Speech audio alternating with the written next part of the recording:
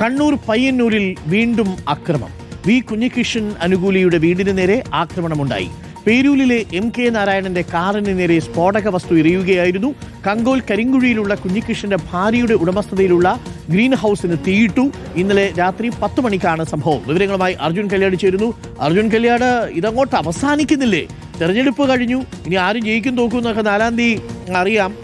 ഇതെന്താണ് CPM ശ്രമിക്കുന്നത്? ഇത് CPM ഭാഗത്തു നിന്നുള്ള പ്രതികരണമാണോ? അങ്ങനെയാണോ കുഞ്ഞികൃഷ്ണൻ പറയുന്നത്? ഇപ്പോൾ തുടർച്ചയായിട്ടുള്ള ആക്രമണങ്ങൾ ഉണ്ടാവുന്നല്ലോ. നമ്മൾ തന്നെ റിപ്പോർട്ട് ചെയ്തു 2-3 എണ്ണമായി. ഇതും കൂടി ആകുമ്പോൾ ഒരു 4-5 ആക്രമണങ്ങളാവുന്നു. ഇതെന്താ സംഭവിക്കുന്നത് പയ്യന്നൂരിൽ, അർജുൻ കല്യാൺ?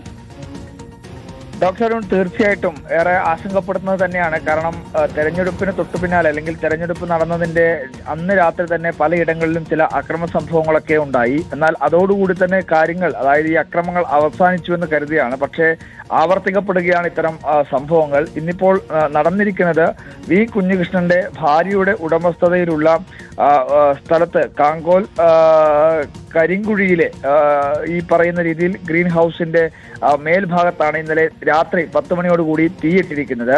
ഈ പ്ലോട്ടിന്റെ മതിൽ തകർക്കുകയും ചെയ്തിട്ടുണ്ട് എന്നുള്ളതാണ് മനസ്സിലാക്കാൻ വേണ്ടി കഴിയുന്നത്. അതിന് പുറമെ തന്നെ ഈ കുഞ്ഞികൃഷ്ണന്റെ അനുകൂലികളായിട്ടുള്ള, കുഞ്ഞികൃഷ്ണന് വേണ്ടി ഈ പറയുന്ന പോലെ രഹസ്യമായും അല്ലെങ്കിൽ പരസ്യമായും ഫേസ്ബുക്കിലുമൊക്കെ നിലപാടെടുത്ത പലരുടെയും വീടുകൾക്കും അതുപോലെ തന്നെ വാഹനങ്ങൾക്കും നേരെയും ഒക്കെ അക്രമങ്ങൾ നടക്കുകയാണ്. MK നാരായണൻ മാതമംഗലത്തിനടുത്ത് പേരൂരിലാണ് ഇദ്ദേഹത്തിന്റെ വീട്. അദ്ദേഹത്തിന്റെ വീട്ടിലാണ് ഇന്നലെ രാത്രിയിൽ അദ്ദേഹത്തിന്റെ വീടിന് മുൻവശത്ത് ഒരു കാറ് പാർക്ക് ചെയ്തിട്ടുണ്ടായിരുന്നു. ആ കാറിന് നേരെ സ്ഫോടക വസ്തു എറിയുകയും ആ കാറിന് ചെറിയ കേടുപാടുകൾ സംഭവിക്കുകയൊക്കെ ചെയ്തു. വീട്ടിൽ ആ സമയത്ത് ആളുകളൊക്കെ ഉണ്ടായിരുന്നു. പക്ഷേ അത്തരം വീടിന് നേരെ ഈ സ്ഫോടക വസ്തു പതിക്കുകയോ അല്ലെങ്കിൽ അവിടെ പരിക്കേൽക്കുകയോ ചെയ്തിട്ടില്ല.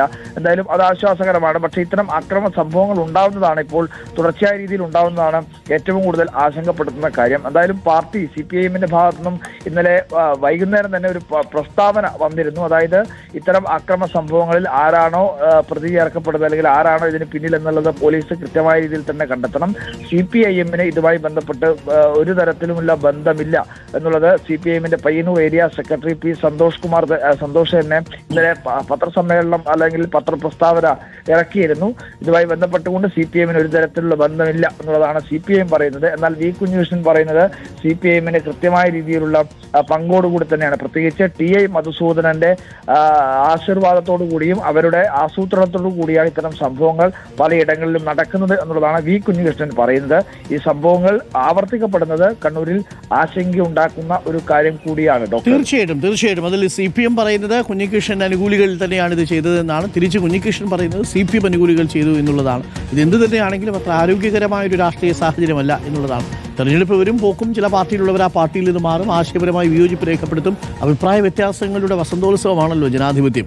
അഭിപ്രായ വ്യത്യാസം പറയുന്നവനെ ബോംബെറിഞ്ഞും വീടിന് തീയിട്ടും ഈ പറയുന്ന കാറ് കത്തിച്ചുമൊക്കെ കളഞ്ഞു കഴിഞ്ഞിട്ടാൽ അവരടങ്ങിയിരിക്കും എന്നൊക്കെ കരുതുന്നുള്ളൂ. അടിച്ചമർത്താൻ നോക്കിയവരെല്ലാവരും തിരിച്ചടിച്ച ചരിത്രമേ ഉള്ളൂ ലോകത്തിൽ എവിടെ നോക്കിയാലും, അല്ലേ? അത് മണ്ടൻ തീരുമാനമാണ്. പ്രത്യേകിച്ച് ആധുനിക കാലത്ത് അതിവേഗം വാർത്തകൾ പരക്കുന്ന കാലത്ത്, സ്ഫോടക വസ്തുവിനേക്കാൾ ശേഷിയുള്ള വാർത്തയും ഇൻഫർമേഷനുമുള്ള കാലത്ത് ഇത്തരം കാര്യങ്ങളിൽ നിന്ന് ബന്ധപ്പെട്ടവർ പിന്തിരിയുന്നതായിരിക്കും എല്ലാവർക്കും നല്ലത്.